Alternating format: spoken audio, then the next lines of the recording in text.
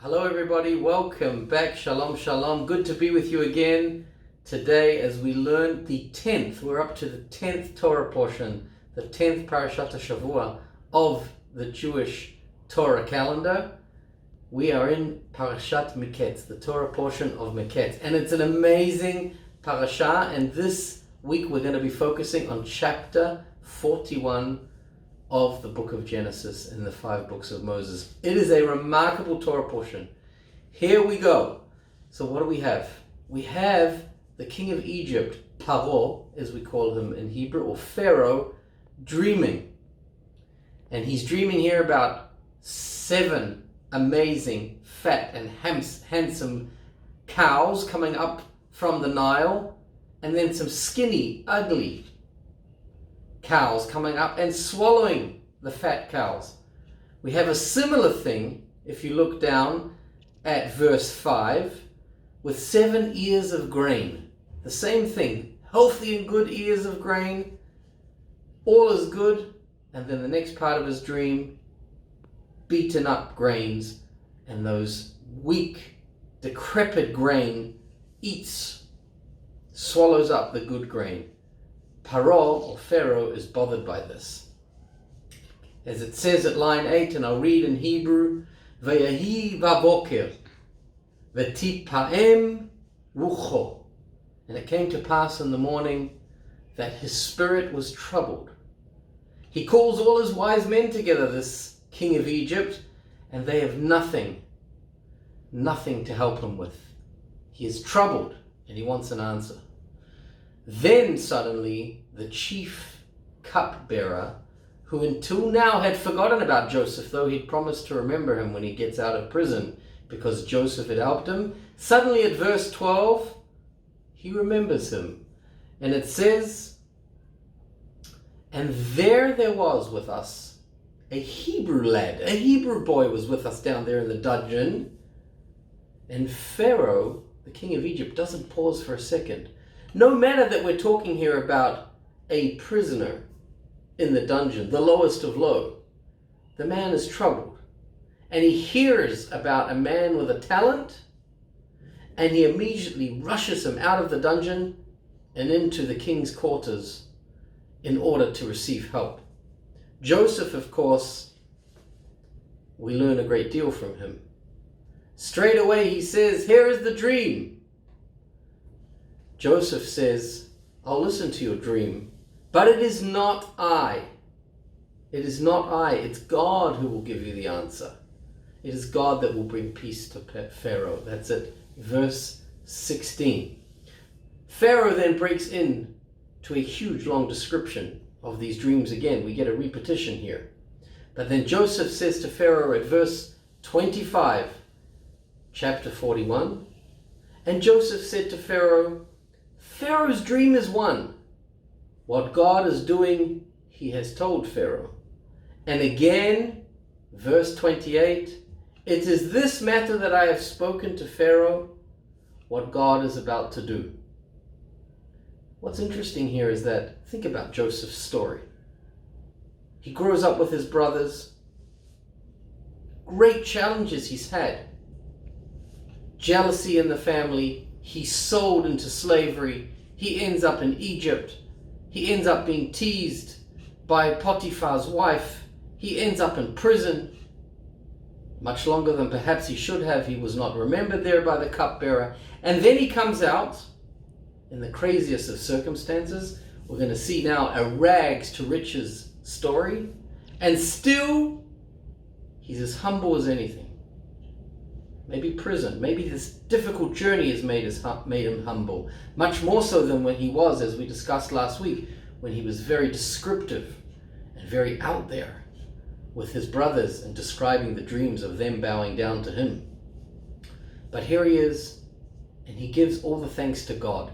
Anything that I can do for you, King of Egypt, Pharaoh, it is because God is with me and God is interpreting these dreams. It has nothing to do with me.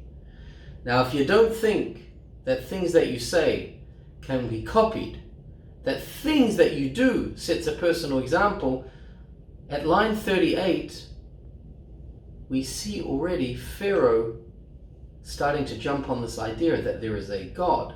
There is one God. It is Joseph's God. Verse 38, so Pharaoh said to his servants, will we find anyone like this, a man in whom there is the Spirit of God?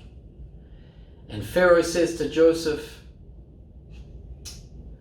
ויאמר פרעה אל יוסף, אחרי הודיע אלוהים מותך, את כל זאת אין נבון וחכם כמוך.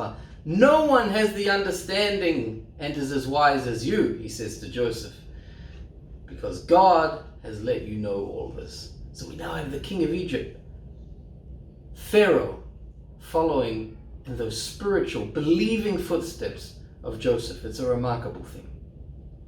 And he appoints him with that ring on his finger over all Egypt. What a story. From being thrown in the pit in last week's Torah portion, into the dungeons, into Egypt, and now he becomes number two in the mighty Egypt. And what does he do? What does he do in his first duty? What does it say at verse 46? Yosef is just ben shloshim, it says. He is just 30 years old. He's a young man when he stood before Pharaoh. And what does line 46 go on to say? What did he do? He went out, milifnei paro. He went out from before the king, and he went out bechol eretz Mitzrayim. What does it mean? He went and passed through all of Eretz Mitzrayim, all the land of Egypt. This man Joseph becomes the number 2 in Mitzrayim, and the first thing he does, says Jewish commentators, he goes out to see the people. He doesn't sit in the palace. He doesn't rule just from above. He goes out and he sees the people across the provinces.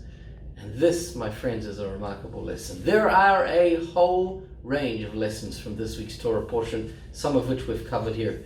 First of all, we see a Pharaoh who says, when I find someone smart, when I see someone with potential, when I know there's someone who can help me and help my kingdom, I bring him up. I don't push him down. I bring him up and I allow him to take a role. What a marvelous, marvelous lesson that is for those of us involved in community life, in organizational leadership, perhaps even in national politics. No matter where that person is on the ladder of life or in his profession, see the good in people, see what they can bring for a country, particularly in crisis, and raise them up, bring them up to be with us and to work with us. Empower people. Joseph, humble, huge humility, gives credit where credit's due. He says, it's not about me, it's about God. God gave me this power to interpret dreams. Remarkable. He's standing in front of the king. He could have taken all the credit for himself, and yet he is as humble, like they say about Moses, very, very humble, and able to understand that it's not all about us. Pharaoh follows in Joseph's footsteps. The personal example set by Joseph is strong, and Pharaoh himself recognizes God.